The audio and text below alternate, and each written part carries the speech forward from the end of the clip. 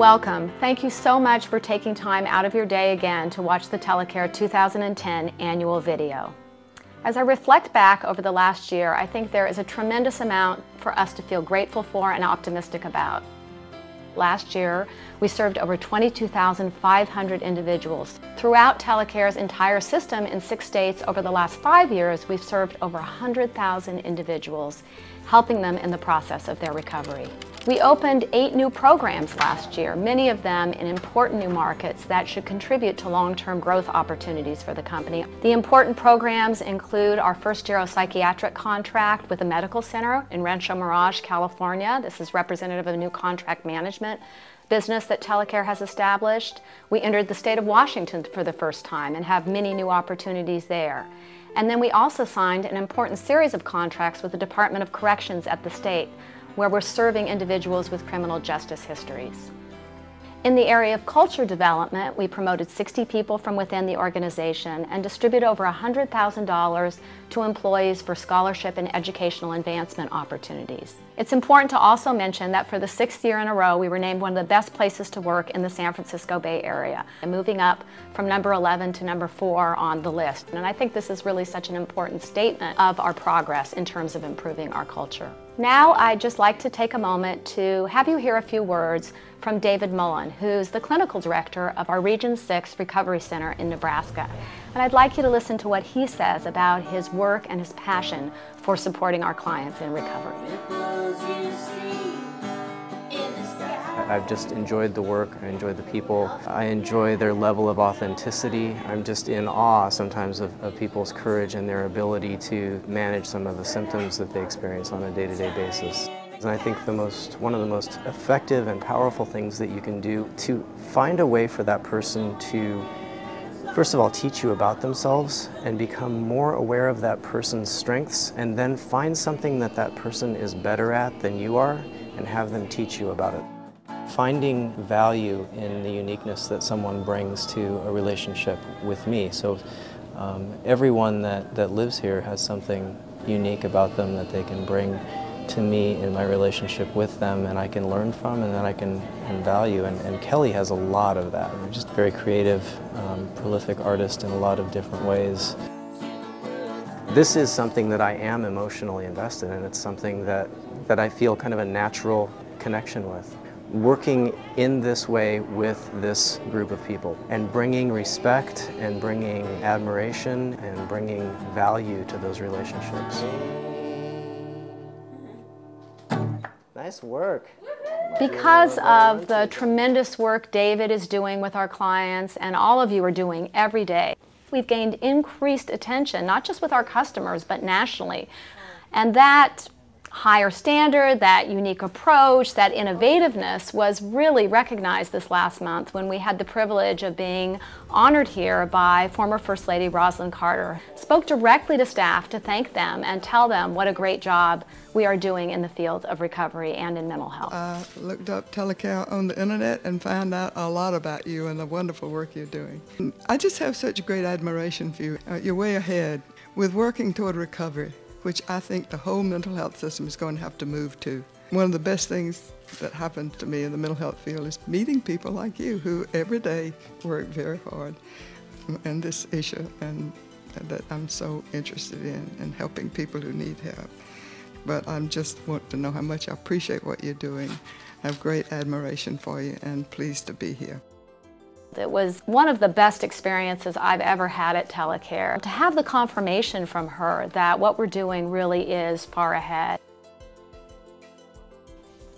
An area of recovery that's been a little slower to develop has been in the area of medications. And at Telecare, we think it is so important that our clients do understand what medications they're taking, the side effects of those medications, and that they're in a position when they see their physician to ask them questions and have a discussion about that. Now I'd like you to meet Cindy at our SARPI program in Nebraska and hear how she's working with her clients around their medication.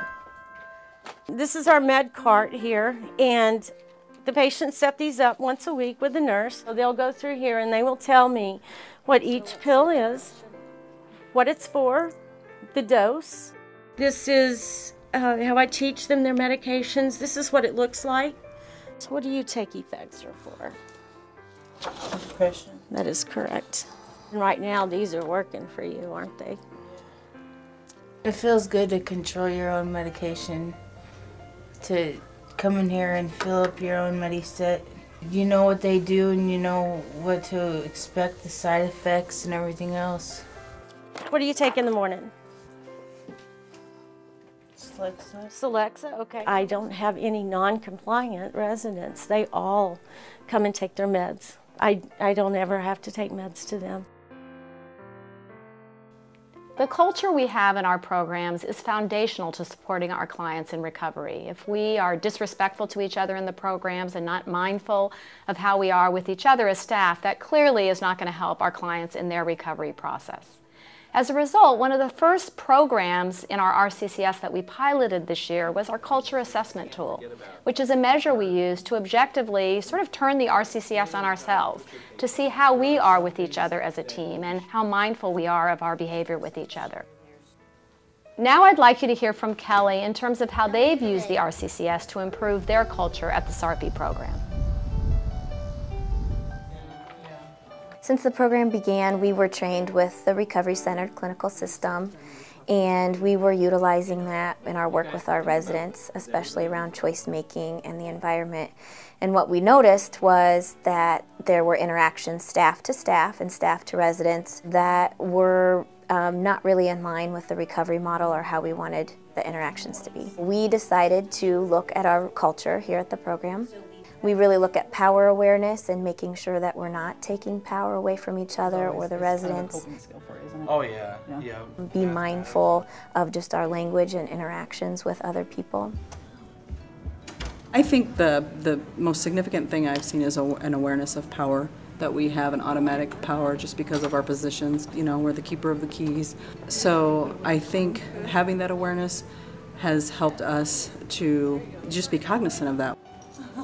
So we've made tremendous results. We have improved in all of the areas, showing that our staff feel like they are more respected, they have more motivation, there's less judgmental attitudes, and that we're interacting and communicating with each other a lot better. We have all agreed to give feedback about our culture to each other and accept feedback about our culture. I think just having the open having the conversations about it and having an open dialogue and being able to talk has really helped. And management has encouraged us that when we see a power theft or something that is occurring when we're working, to try to approach our peer at that time. That's all I need to write down for. The residents see the staff role modeling the things that we're trying to teach them with each other, improved communication and respect and dignity. And so they definitely comment on that. We have seen major changes with our staff, the environment as a whole, and our work with the residents from doing it. So if any other program wanted to undertake this process, I think it would just benefit everyone at the program. An example of the success that all of this has made in the lives of the people we serve is now going to be apparent when you hear from Priscilla, who will talk about what it's meant to be a client of a Telecare program. We're going to go to my room and I'm going to show you some things. My name is Priscilla. I live here at Telecare, and I've been here for a year and almost 4 months. This is my future home. I made this because I love Telecare. Telecare have helped me a lot. I have made a lot of improvement that I kind of got from staff being here, from the way I was doing and in and out of hospitals, trying to kill myself, overdosing, trying to cut my wrist and trying to run into traffic. Telecare has really been there for me through everything. It's a cartouche. It's kind of cool. I like it. This is my perception of me. A year ago, I wanted to die. I didn't want to live. I thought nobody loved me. I didn't love myself. But my perception of me now is I love myself. I have reason for living. I can't wait to move on and finish my GED, which I'm starting. Can't wait to go to college. I want to become a social worker to help kids like me, to show them that there's life out there worth living. I've changed a lot since I've been here, and I'm glad that I have Telecare behind my back, and I'm glad that I have some of the staff here who have helped me change as much as I have changed. It's been a road, but they've been there behind me no matter what.